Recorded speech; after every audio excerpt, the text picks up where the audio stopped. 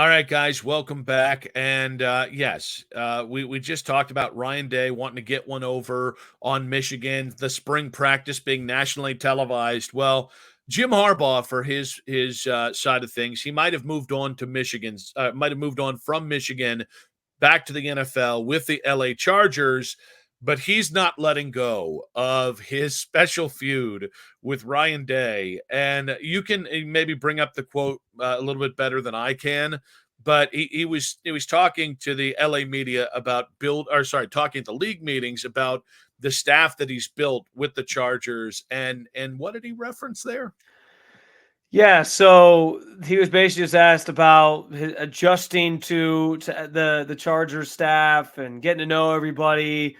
And in classic Jim Harbaugh fashion, he was praising everybody. So the exact quote was, "Every person in that building, from equipment to training staff to social media staff, the analytics staff, there's so much respect to what everybody does. Everybody in that building, everybody in that organization, nobody was born on third base. They had to work to first, second, and third, and the players, same thing." That's the exact quote for you. So this begs the question: did Jim plant the question, or like meaning like tell the reporter beforehand, "Hey, can you ask me about the staff?" Or has Jim just been holding on to this one? Because you can't tell me that this wasn't like a Oh, pre-written prompt. Jim is too deliberate on certain yeah. things that he didn't have this earmarked for.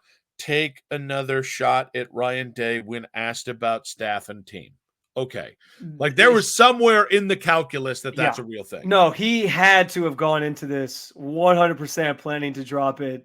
And he has no reason to take a shot at Ryan Day anymore. He's moved on, whatever. But I in Does the he back, need a reason? Maybe he yeah, just wanted to. that's what I mean. Like, he doesn't even have a reason. He doesn't need a reason. But he just is. He was like, you know what? I just won the national championship with Michigan, and here's my chance just to sort of dig the knife in a little bit deeper on Ryan Day, just even from my now pedestal in the NFL, where I get to look down upon him as the king of the castle. But here's the other thing that I find interesting about this is, like, how could he possibly know that everybody in that building wasn't like handed anything, right? Like, I understand he's building his own coaching staff, but like, he referenced like the social media team. Does he know for sure that everybody on the social media team wasn't born on third base? Like, Well, they you know how. I know how this works. In every interview that Jim has sat in on, he goes, were you ever given anything? And it's a yes or no.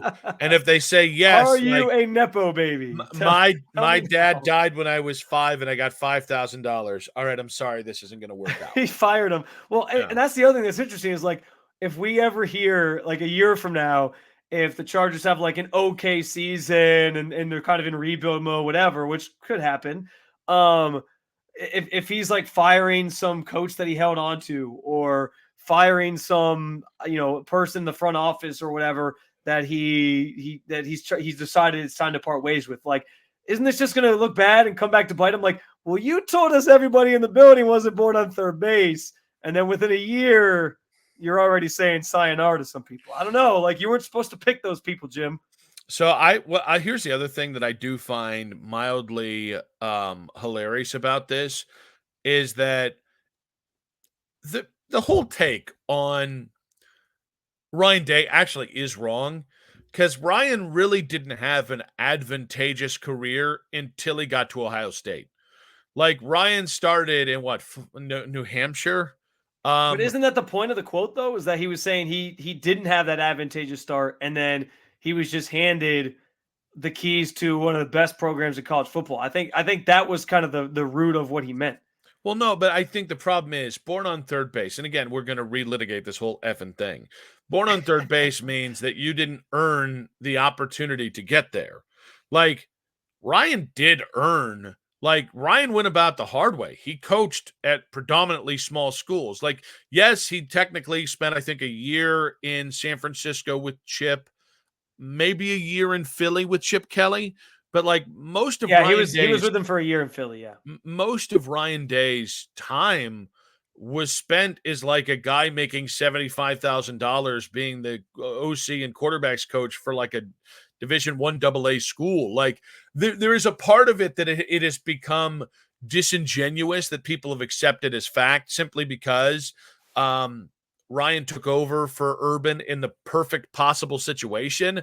But where it's kind of shitty is dismissive of all of Ryan Day's journey. And that is where it's like this. So, okay, this is not. So I see what you're saying, but even back when Ryan Day got the job, like you didn't, no part of you was like kind of looking at it side eye, like that's No, the guy who was I next was up. the only person doing that. As a matter of fact, when I mentioned it on I social mean, media, I was like, okay, like I guess that's fine, but they're not going to do a search. Like I was just kind of blown away they weren't going to do a national search. I That mean, was my remember biggest the thing. other search candidate was, I think, Dino Babers, who's since been disposed at Oh God. Syracuse. But like, okay, divorce the Ryan Day part of this. This will always be my concern with Jim Harbaugh. Jim Harbaugh is no BS an elite head coach, and I mean that in college Yeah. and in the pros. And I think Jim Harbaugh knows more football than just about anybody on the planet. And I think I think secretly he's actually really good with his players, but he just carries grudges in a way that I don't think that I do think becomes counterproductive. I Yeah. think that's why outside of Michigan, like Michigan was the place he was at for a decade. San Francisco, 4 years. Stanford, I think about 4 years. San Diego, I think about 4 years. Like I would be shocked if Jim coached for the Chargers for the next decade. This feels like I'm going to burn as bright as I can. I'm going to take 5 or 6 years, and maybe if I win a Super Bowl, I can, ride off into the sunset. I just don't, especially in the NFL. In college, it's a little different because you have your fiefdom wherever you're at. There is a part of me that massively doubts that Jim can coach anywhere with that style of personality where he's constantly chirping, constantly his little, mind games. I don't know that fits the NFL game now because I think as fun Yeah. as it is as a team when it's outward, you can bet that kind of stuff also happens inward just Yeah. because of his I mean, personality. and I do think to go back to like the Ryan Day getting hired part of this, I do think on some level we always sometimes underestimate. I think as we break all this stuff down from an outside perspective, the like what the vibe inside the team is like. And I would maybe give some credence to the idea that and it's funny because now Michigan basically did the same thing, right? Like they just hired the guy that was like the path of least resistance, and we're all kind of joking about the same thing. Like when I was Sharon Moore born on third base. And we had that we talked about that in an episode a couple months ago. But I just think like if the team, if for the sanctity of the team and keeping things kind of intact, Ryan Day was the right option, then I can understand that. Same way I can understand why Michigan would do it with more. But it is obviously just curious that you're right about him holding grudges though, man. Like he does, and I'm a petty person, so I don't mind that he does this. Like I think it's kind of funny and endearing in a way. But you're right, like to not let it go now that he's like moved on, proven everything he could possibly prove at the college level, now set to go try to prove again that he's still an elite coach at the NFL level. I don't know why he's got Ryan Day on his mind, but what's going to be funny about this, Nick, is that he might have to put his pettiness aside if Marvin Harrison Jr. falls to the Chargers at sixth overall. Yeah, so no, the Chargers are fifth. Fifth. Yeah, that's right. The Cardinals are fourth. Yeah. Right now, it looks pretty certain that quarterbacks are going 1, 2, 3.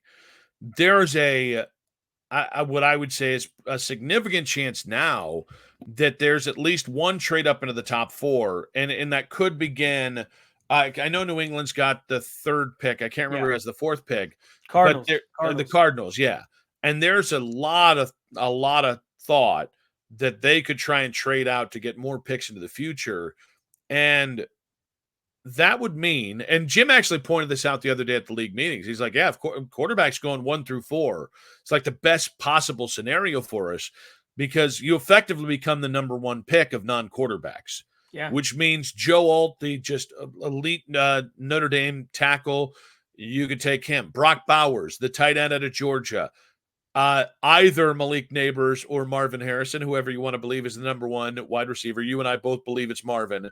I mean, I think the most criminal thing, and the NFL does this all the time, by the way, because of quarterback hysteria and because of runs on elite talent in specific drafts, there's always a guy that you ask, how the F did he fall? Kyle Hamilton, what was it, 2 years ago? Yeah. Kyle was a no BS top 5 pick. He fell to the 14th Because he pick didn't with have a Baltimore. position. Yeah, because he Yep. didn't have a position. Tyler Linderbaum was another guy. Okay, the center position is valued in the NFL, but when it comes to the draft, it's still kind of a faux pas to take a center with a top 15 pick. Some bitch fell to Baltimore with the 20th pick. Like that. Now, granted, a lot of it tends to happen to teams like Baltimore where they just luck into, or honestly, Micah Parsons falling to 11 to Dallas, another kind of player. What would be unique about this is Marvin has a defined position, and it is the like, all right, you got your quarterback, go get your second most important thing, which is an elite receiver. Can you imagine Justin Herbert with Marvin Harrison Jr.? And more importantly, can you imagine Marvin Harrison Jr. with Justin Herbert and some of the other weapons that they've kind of put together there in LA? Like, that's the kind of difference maker move. And because they parted ways with their top 2 wide receivers in Keenan Allen and Mike Williams, like, wide receiver is a massive need for them. Now, this is going to be fascinating too, because if it plays out that way that you just laid out, if it's 3 quarterbacks, first 3 picks, and then the Cardinals trade back because somebody else, like maybe the Raiders or something, who I think picked 9th, maybe the Raiders are like, I think the Vikings. Or the Vikings, yeah. Maybe they're like, oh, you know what, we want a quarterback. We're going to move up and get one at 4, and then the draft theoretically outside of the quarterback position starts with the Chargers. It will be overanalyzed for days if he decides, I'm going to pass up a chance at Marvin Harrison Jr.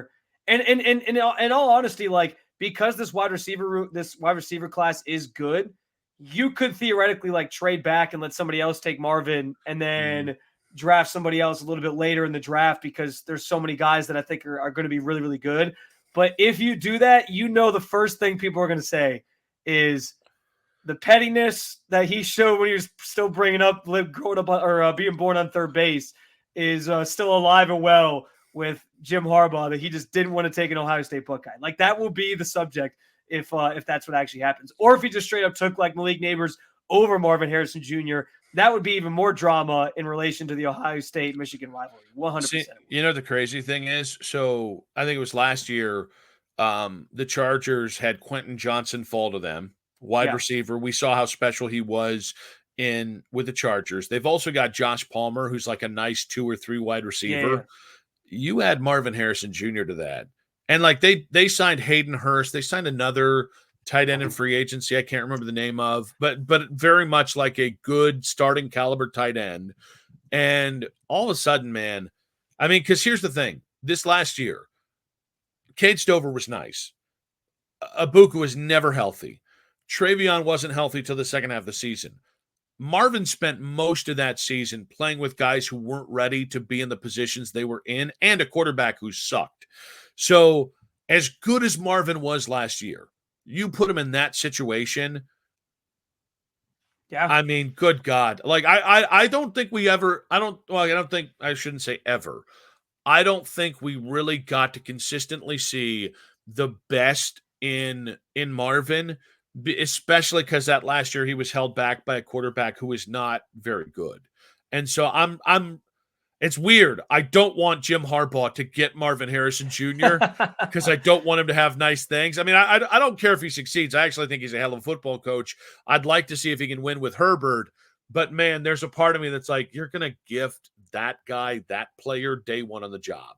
So, all right, guys, we got a lot to get into. Real quick. No, I was just going to say, I'm here for the awkwardness that happens. Like, if they draft Marvin Harrison Jr., well, he's going to get asked questions immediately about like, oh, what do you think about playing for Jim Harbaugh, who used to match up on the opposite side of the rivalry, blah, blah, blah. But like in a couple years, once he's like been under Harbaugh's tutelage for a couple years and he's getting asked questions about like Ryan Day versus Jim Harbaugh, and he starts to like lean into, yeah, you know, Jim's a great coach. I'm glad to have and it starts to become this love affair where he goes from talking great about Ryan Day and how, and that doesn't mean he still won't think highly of Ryan Day, but just for him to have to do like a 180 on his Ohio State allegiances to then be praising Jim Harbaugh, I will not enjoy that day. But I listen. I have a lot of respect for Jim Harbaugh. I'm like you. If he succeeds, great. I mean, I'd love him to be the coach of my team any day. But it's just going to be a little bit awkward and weird to have to eventually hear a Buckeye have to speak highly of Jim Harbaugh, assuming he succeeds, of course. Well, the difference between Jim Harbaugh and Ryan Day is, Jim wasn't born on third base. That's when we'll know. That's when we'll know that Marvin Harrison is fully crossed over there. All right, guys, comment. Would it hurt at all to see Marvin Harrison Jr. fall to the 5th pick and the Los Angeles Chargers? You're right, though. Malik Neighbors going over Marvin in that scenario would also be quite funny. We will be back later this week. We'll probably be back on Friday as their Thursday practices, so we kind of want to wait for all that to kind of trickle out. We'll be able to react to the first 2 practices of the week, but make sure to follow the show wherever you get your podcasts: Apple, Spotify, Odyssey, the free Odyssey app. Have I mentioned Apple, where you can follow us? Also, you can follow along on social media at Nick Wilson Says, at Spencito _ and make sure to hit the subscribe button on the 92.3 The Fan YouTube channel. And please make sure to comment on our videos. We love to see what you guys have to say about whatever we've talked about. And we love it when you react to the headlines without really listening to anything, because every little click helps. Every little comment helps. Spencer, good stuff, buddy. Appreciate you. Always a pleasure, Nick. Go Bucks!